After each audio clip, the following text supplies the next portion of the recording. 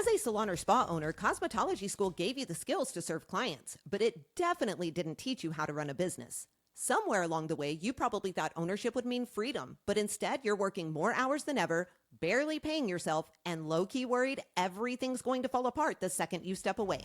Welcome to the Beauty Biz Breakdown, where we give you the real strategies, systems, and structure that you need to fully step into the CEO seat in your beauty business.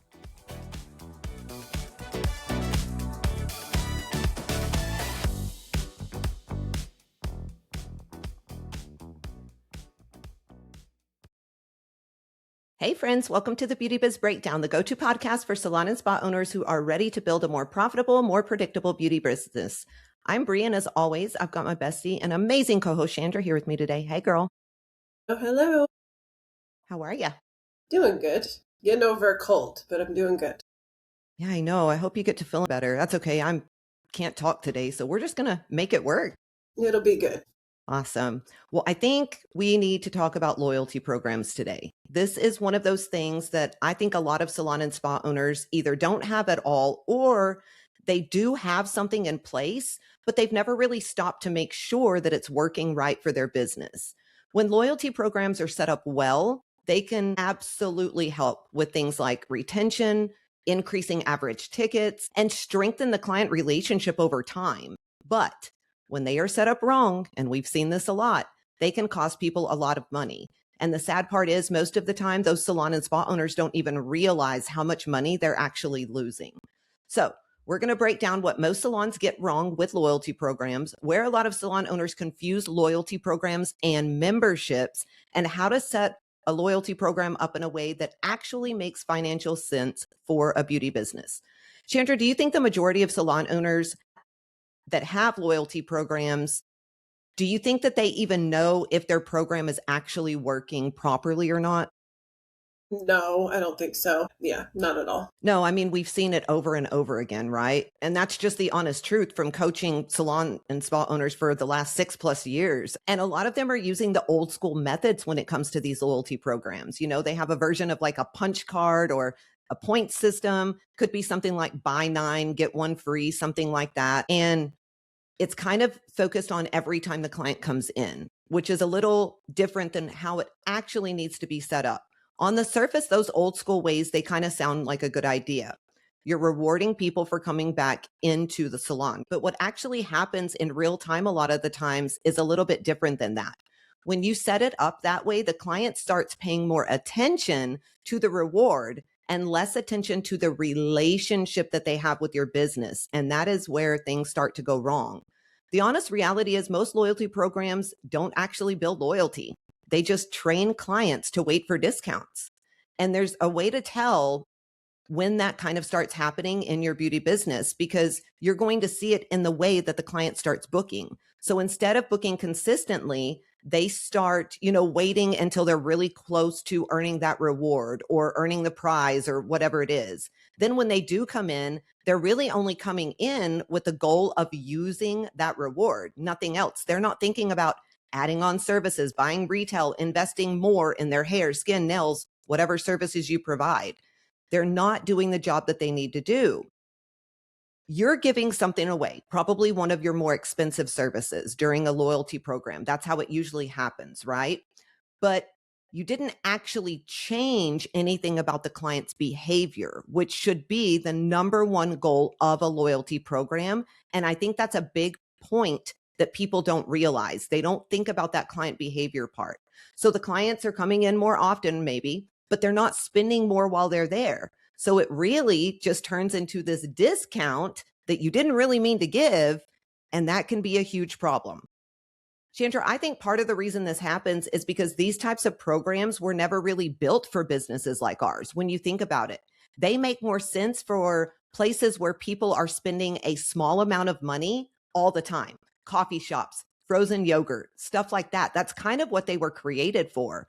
But in a salon or spa, that's not how it works, because we offer higher ticket services. They're relationship based, they're trust based. And the value isn't just in how often somebody comes in, it's how much they spend when they do come in. whether they are buying that retail, whether they are referring people to you, whether they are becoming one of those clients that's going to stick around for years and years to come. So I think when people have a loyalty program in their beauty business and they're only rewarding the visits or giving away free services consistently, I think they're actually rewarding the wrong thing. And we have seen so many salon owners just get it backwards. They think loyalty programs should be generous, like this cute little perk or something fun that clients get excited about. But if the perk or reward is not helping the things that we talked about, like retention, that average ticket, protecting your profit, it's not doing its job. So the whole point is if your loyalty program is costing you money and not changing the client behavior, it's not really a loyalty program that you have. It is a discount program. Those are two very, very different things. So we're going to go into depth about this stuff. But before we do, Chandra, do you feel like this is kind of one of those areas where owners think that just having something in place is better than not having anything in place at all, even if that something isn't working the way that it should? Yeah, I mean, I think that they hear about these things or they see other salons doing it, so then they just call their CRM system if it has it, throw it up, say, "Here, we need this." They put it together, they don't do the math, they don't check, they don't see even half the time I feel like when we talk to people, they don't even know how it works. And they're giving people these points. And so yeah, I think for sure they get thrown up all the time without much thought. Absolutely. And I would say probably a good 8 out of 10 of the ones that we have seen really are more like discount programs than they are loyalty programs, right? And if you have that in place right now, you've got to know where to start to kind of get that fixed. You have to start thinking about rewarding value, not just the visits. That is your first place to start. You have to think about that. And you definitely have to start thinking about rewarding the behaviors that you want more of, whatever that is for you. For most hair salons, it's the things that we discussed: the retail, the referrals, the clients building an actual relationship with your business, investing more money consistently over time. These things are going to make your loyalty program more successful and they're going to help your business grow. So many loyalty programs are not growing the business at all. And I think that there's something that we need to kind of point out too. A loyalty program and a membership program are not the same thing at all. A loyalty program, once again, rewards that behavior, period. A membership program is usually something that is creating recurring revenue. Completely different tools, completely different purpose. And I think you need to know which one you're trying to build in your beauty business, because Chandra and I have seen things that look like a mixture of the two quite often. It doesn't have to be either, a loyalty program or a membership program. It's not like you have to choose between the two, but they have to do different jobs. So once again, a membership program might create predictable recurring revenue, while a loyalty program is rewarding the behavior on top of that. So they can work together if they're designed intentionally. I think where owners get themselves in trouble is they start layering things together without thinking through the math of it all. We have literally seen salons that offer like a membership discount, and then they allow clients to stack loyalty perks on top of that, and then a promo on top of that. And before they know it, they've discounted themselves 6 ways, and they don't even know how much that's costing. Sometimes they are discounting it so much that the stylist is actually paying the client to sit in the freaking chair. Chandra, what do you think feels more aligned for our industry? Do you think that it should be loyalty programs or membership programs or a mixture of both that actually work together? Yeah, I mean, I think a mixture of both that work together really is the best way to go. I think if you're, depending on your goals and the way that you can work with your clients, I think that makes a big difference as to what you're going to choose if you're not going to do both. But I do think they work kind of in sync if you set them up correctly. Yeah, I agree with that 100%.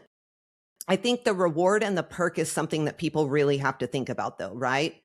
And for some reason, we are all under this misconception that the perk has to be huge. I don't know why people think it has to be some grand gesture, because it doesn't. They don't have to be big. You can do simple things. I mean, stronger discounts on retail, free add-on services, birthday perks, anniversary perks, priority booking, early access, things that feel extremely valuable to the client are what you need to focus on the most, I think, instead of just these huge services that are going to completely wreck your profit, because that's something that we see play out all the time. Some of the best advice that I received, Chandra, when I was building my loyalty program was build rewards around margin, not emotion. And that stuck with me so much. That sentence is so beneficial. And I think one of the guardrails that we kind of put in place when we were building this is you want the reward or perk to be no more than about 1 to 3% of the revenue tied to that client relationship. That's really, really important to understand. I was looking at the norm of some of the loyalty programs that I have seen come into our coaching program, and you're looking at upwards of 15 to 35% of that relationship. That's insane, right, Chandra? Yeah. No, I mean that's just losing money all day long. Yeah. Absolutely. And I think people just throw things into a program that feel generous, but that cost way too much. It's insane the way that they do that. A perk can sound great on paper, but be a nightmare in practice too. And this is something else that we've kind of seen. If your perk or your reward creates scheduling issues for you, if it slows the appointment down too much, if it creates front desk confusion, if it adds pressure to your team every time that it gets redeemed, you have to start looking at that because that is not a good perk. A good perk should really actually flow well inside of the day-to-day of your business. Chandra, how many times have we seen salon owners get themselves in trouble, either financially when they create that loyalty program? And can you like remember an example of one that we saw that we were like, oh gosh, we've got to get this out of there like immediately? Yeah, I mean, I think when they create that loyalty program and they don't do it off of margins, then they start throwing things in there that are just at random, right? Like we've and some of the ones we've seen, like I feel like one that would stick out the most is giving away like a free haircut, like after a certain amount of points, and it wasn't even that many points. And so it's like if you give away a free haircut, you have to pay your stylist, you have to, pay for that product, you think you're giving away a service that's low cost, and I think that's why people do that. They think, oh, a haircut or a blowout or something that's a low cost to you, but at the end of the day it's still not a low cost service. And if those points or the rewards that they've racked up don't equal even close to that, then you're in trouble. Yeah, big trouble. What is some of the services that you've seen aside from haircuts that have really given away a huge profit margin when you're coaching these owners?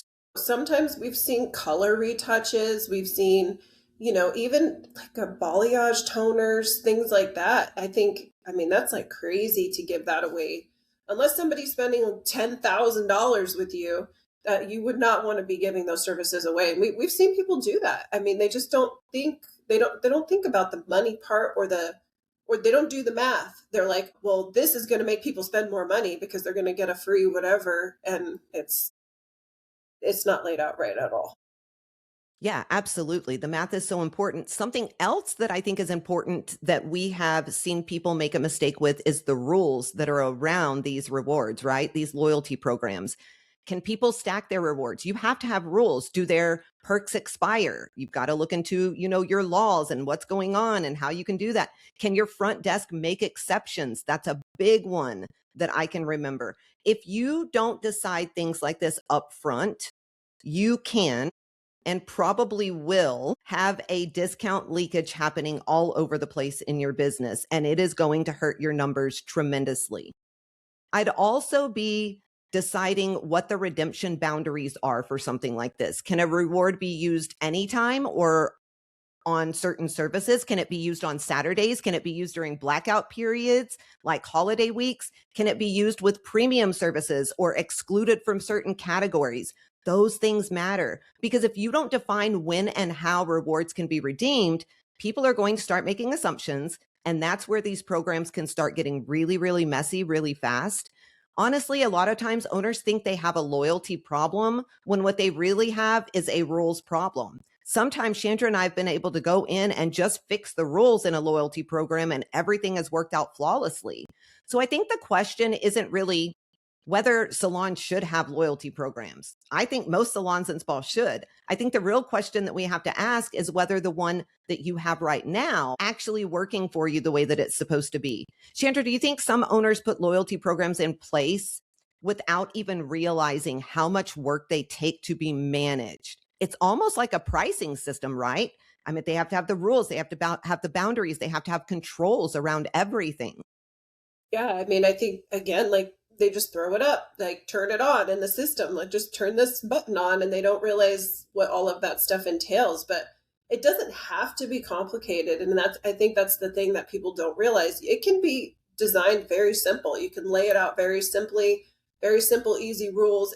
Don't overcomplicate it and make all these rules for every little thing because then your team has to understand all those, right? Like all your team has to have that memorized. Your front desk or your service providers, like they need to know all the rules too. So I say keep it as simple as possible, but you can make it really complicated really fast. Absolutely. I think salon and spa owners are notorious for this. They just want to add, and then they get themselves in a bind. And one thing that we have noticed is they don't train their team around it or their front desk around it. And so then they really don't have any rules because everybody's telling somebody something different and it just becomes this huge mess. I can say that loyalty programs are probably one of the most commonalities that we see that people do away with in their salon and spa because they don't know how to do it right. So with that being said, let's kind of walk through a simple way to actually set these up. So the first thing you need to do is decide what kind of program actually makes sense for your business right now. If you're a smaller salon or spa, or you've never really had anything structured before, you need to start as simple as possible. Remember, things can always grow, right? Don't jump into some complicated point system. Start with maybe just a tiered spend program, something really clear, really easy, really straightforward. That could look like silver, gold, platinum, based on what a client spends with you over a 12-month period. Super simple, right? So maybe the silver starts at like $1,200. The gold starts at $2,000. Platinum starts at $3,500. Don't use those numbers. Look at yours. I'm just giving an example. Whatever makes sense for your business, right? The point is you're rewarding the clients who are investing more consistently with your business, not just the ones who happen to show up a certain number of times. Chandra, do you feel like salon owners tend to overcomplicate even the simplest part of this? Because I do. I feel like sometimes owners can't even get something out because they're trying to think of names and they're trying to make it look like this and they're trying to make it look like that. And it's just, I get frustrated. I'm not going to lie. All the time. I don't know why we do that, but yes, we they get stuck on the silliest details and then never, like you said, they never get it out, they never move forward with it, they never put it in place because they're sitting there trying to think of, you know, some crazy name for that level of spending or whatever. So just make it easy. Like just you could even have level one, two, three. Like don't overcomplicate things, you know. Absolutely. Super, super simple. So the second thing is choosing the right rewards. And honestly, this is probably the most important part. So stop giving away full services. Stop doing buy nine, get one free on your expensive things. This is where so many of you are losing so much money. I'm telling you, your rewards need to feel exciting to the client, but they still need to protect that profit. You have to remember that in everything you do. I will repeat that a million times. So think more along the lines of, you know, maybe a small percentage off of that retail, like we said earlier, those free add-on services, a complimentary deep conditioning treatment that costs you nothing, maybe even a brow tint, a hand massage, something super simple. Those things can feel really, really valuable to your clients without hurting you the way that like a free haircut can or a free color can, like Chandra brought up. You have to do the math. There is no guessing. Make sure the reward financially makes sense. Even if you just use a rough lens of saying, okay, I want this reward to only be about 1 to 3% of the revenue that this client has brought in, that gives you a much healthier place to start than guessing. Chandra, what do you think is the biggest mistake owners make when they are picking the reward itself? I think they're not basing it off of the profit and the math of what that reward is costing. I think that's the biggest mistake. Instead, they think clients are going to love this, so they're going to do all these things I want them to do in order to get this reward without realizing exactly how much that reward really is costing them. Yeah, 100%. So walk us through kind of what that would look like in a salon. Just, make up some base numbers and kind of walk us through what something set up simple and profitable would look like. Yeah, I mean, you got to look at the spend, right? Like the way that I break it down in my head, because we use a point system that's a little different than what you're going over. But if they get X amount of points for something, right? Like if they get 300 points, or I'm sorry, like 1 point per dollar that they spend. So let's say they spent $300 with you. If you give away a service that's $25, think about that already. Like they've spent $300, you back out what you made on that service, and then you take another $25 off the top, or another whatever that cost of what you're giving away is.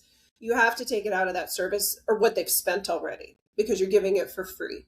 And so then you start really looking at how much those services are actually bringing in, because if you're giving away $25 every time they spend $300, that math doesn't really make sense, because maybe you're only keeping $100 or $125 out of that. Then you take another 25 off of that, then you're losing more money. So that's the way that I would kind of go through it, is almost reverse engineer it and look at what they spent, take out what the cost of the reward is, and then see what's left.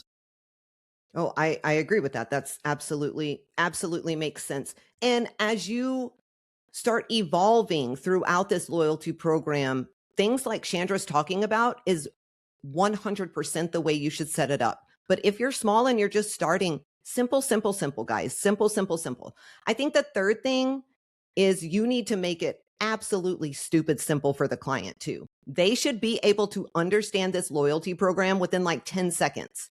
If you have to over explain it, your clients aren't going to use it at all. I promise you they won't. It's got to sound like, you know what? Every time you invest in yourself here, you move closer to the next level and you're unlocking better perks. Clean, easy, clear. And please don't do manual tracking if you can avoid it. Use your CRM system. You have to use your CRM system. I don't care what it is. If it can track spend for you, use it. That's just the way to put it. The second this becomes messy is when you start trying to do things manually, and you're never going to keep up with it, and your team probably won't either. I promise you that. I saw a loyalty program and it was written down in a spiral notebook, literally. This client that I was coaching brought a notebook and it had the loyalty program written in there for the last like 3 years. It was all over the place. I couldn't even believe that she took the time to write. I was like, do you realize what you could be focusing on with the time that you and your team are doing with this? Chandra, do you feel like simplicity is just one of the biggest reasons these programs either get used or just completely ignored? Because I do. Oh yeah, for sure. It's way too hard to decipher all of that if you overcomplicate it. Yeah, 100%. Yeah. Is there any one specifically that you can remember that, like, I have the spiral idea. Is there anything that you can remember that you've seen where you were like, oh my gosh, this is such a waste of time. Like, don't even mess with it. Yeah, I mean, I think when people are putting in so many different options for those tier rewards, and it's like, because the client's confused, I think then this team gets confused, and it's like there's just too many things, and I think that's the biggest thing that I've seen that we've had to kind of redo on a lot of loyalty programs is they're like, if you hit this you can get a treatment, and if you hit this you can get a haircut, and if you get this, and then they can like stack all these things together with all their points, and then that ends up even costing more money. And so I think it just, yeah, keep it simple, like so simple. I agree. The fourth thing that you would have to do is you have to actually launch it the right way. You can't just, quietly turn it on and hope that people are going to figure it out. You need to define the tiers clearly in writing, or whatever your point system is. You need to make sure your point of sale system is set up correctly to do this. You need to train your team on how to talk about it, whether that's in the chair or at checkout, how to use it as a tool for retail, for add-ons, for rebooking. And then you need to announce it in a way that feels exciting to your current clients. You can do this very simply as well. But I think something that people forget about all the time is announcing something like this. And this is really, really important for your clients. I think this part matters too. Your team has to be behind it. If they don't understand it, if they don't talk about it, if they don't know how to use it, it is just going to sit there and do absolutely nothing. Chandra, when a salon rolls something like this out and the team isn't really bought into it, what do you feel usually happens? It just falls by the wayside. Like there's just frustration. You get frustrated as the owner, you can't figure out why they're not getting behind it because it is a good thing if you have it set up correctly. And I think it's just frustrating and then you quit using it. Like that's just what happens all the time. Yeah.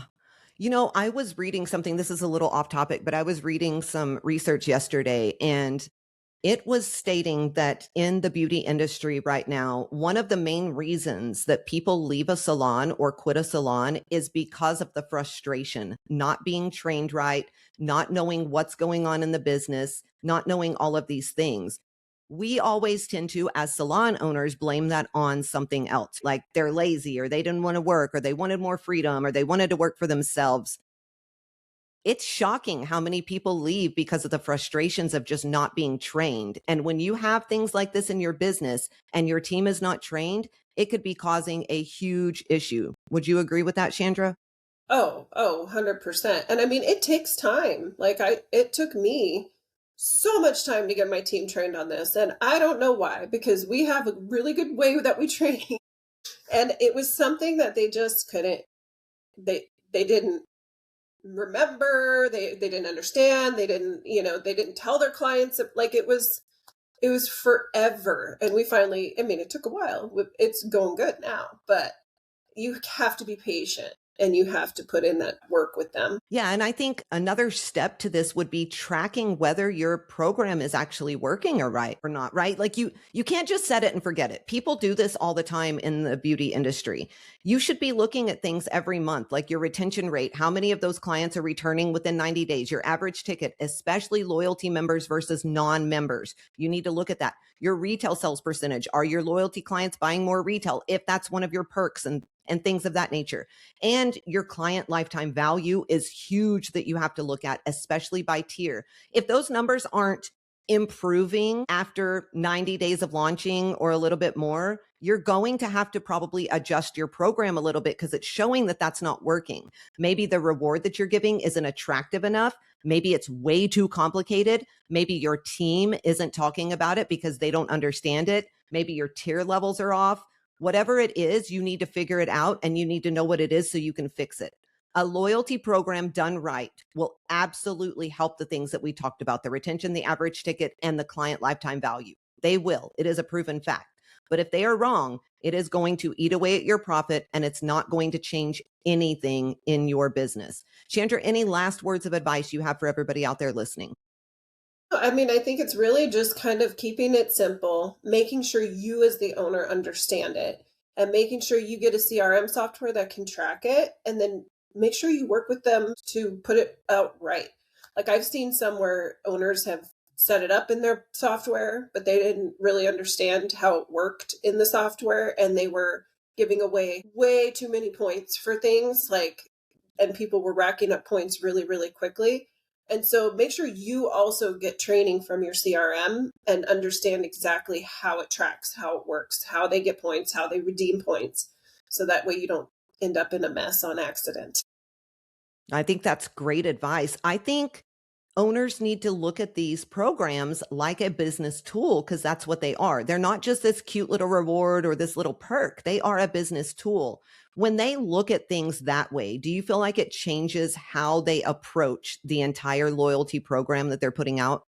For sure. They're looking at it from a business minded place, which is always going to be the best thing for your business overall. And they actually have more control and they have more, I don't know, more confidence when they're launching stuff like that when you're coming from that sort of mindset. Percent.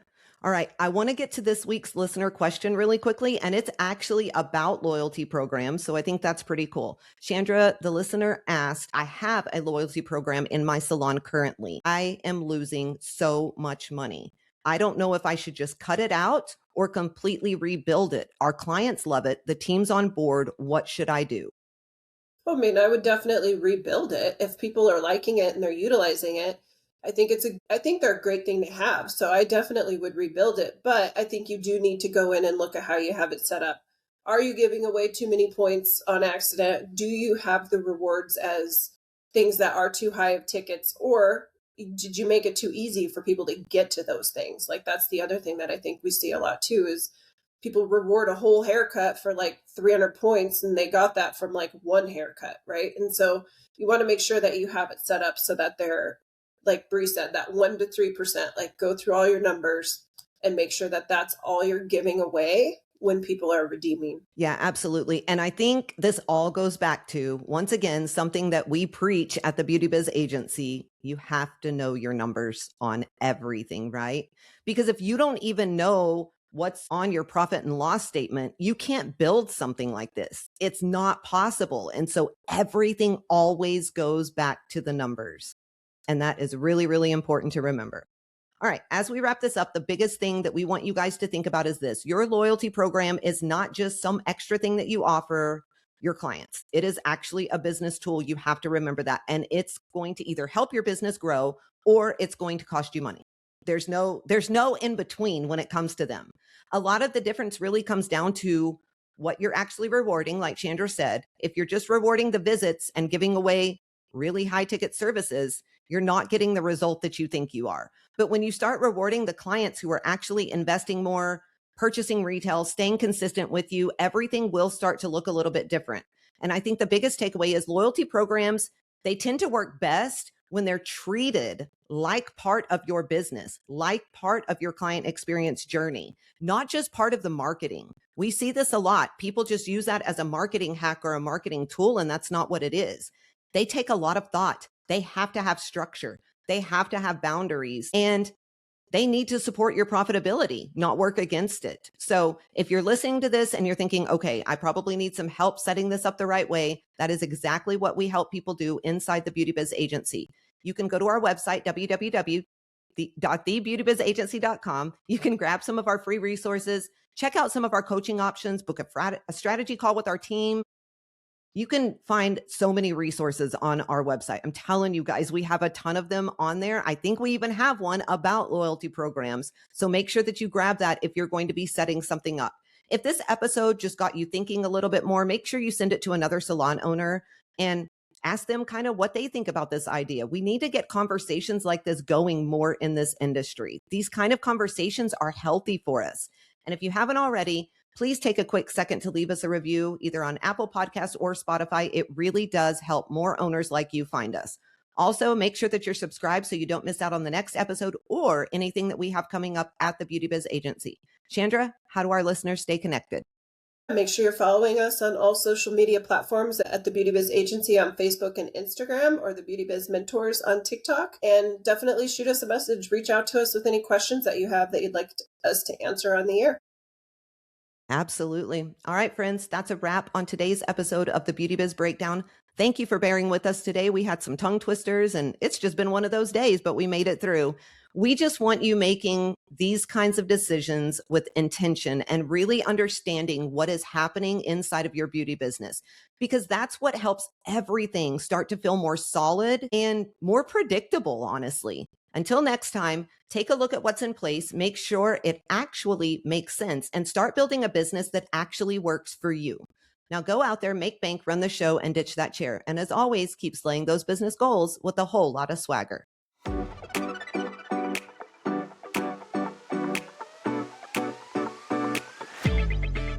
If this episode lit a fire under you, don't just walk away and let it die out. Deep down, you already know where you want your business and your life to go.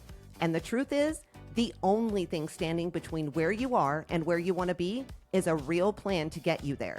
That's exactly what we help you build. So if you're ready to stop trying to figure it out on your own, head to thebeautybizagency.com and book your free strategy call. That call can give you the clarity that you've been needing and a real plan to move your business forward. Because at the end of the day, the only thing standing between you and the salon business you've been dreaming about is whether or not you're willing to take the action and the steps in order to build it.